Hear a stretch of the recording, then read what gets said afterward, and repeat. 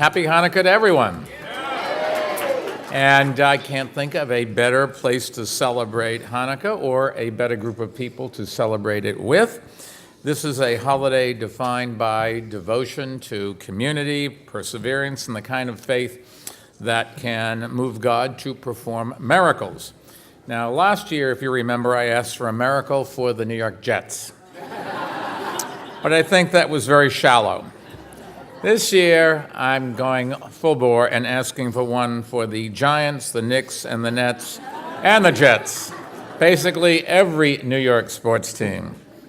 Seriously, for many people, when Hanukkah starts before Thanksgiving, it seems premature, but I think it's actually very appropriate. Hanukkah is a holiday where we give thanks for the everyday miracles in our lives, and it may not be a one-day supply of oil lasting for 8 days, but we can give thanks for a safer city, a city that is protected by the finest police officers anywhere in the world. We can give thanks for a healthier city, a city where our people are living longer and our air and water is cleaner than it has ever been. Another round of applause. And we can give thanks for a hopeful city, a city where even in the toughest of times we continue to dream big and believe in the best. Now, this year we're also thankful to be celebrating the 65th anniversary of Israel's independence. And yes, they certainly deserve a round of applause.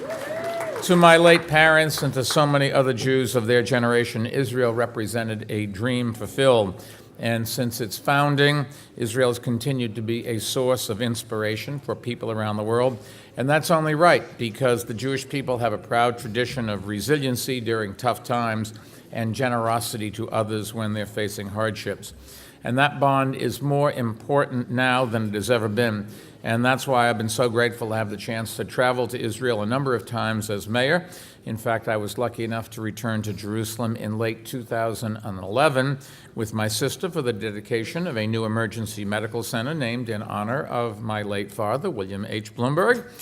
Yes. And it gives me great satisfaction to know that my father's name and that of my mother on a wing in Hadassah Hospital will live together in Israel. And I grew up in a family where it was inconceivable that they ever thought they would get to the promised land. And yet my mother had the luxury of going a number of times.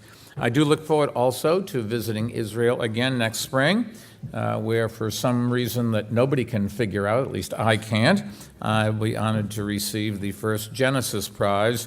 And I have said to Prime Minister Netanyahu that what I want to do with the money comes with $1 million, thank you very much, is I want to spend it there and do something to promote commerce between the people in Palestine and the people in Israel.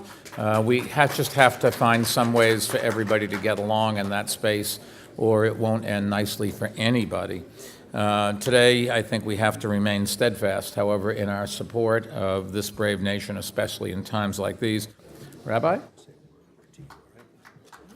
Thank you so much. You know, when you look at the Hanukkah, there's one candle that stands higher than all the others because it brings light to the others.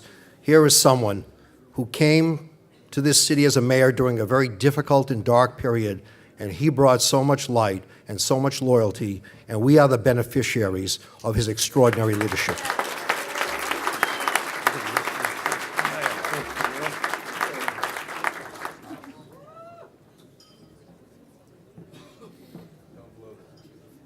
All join me.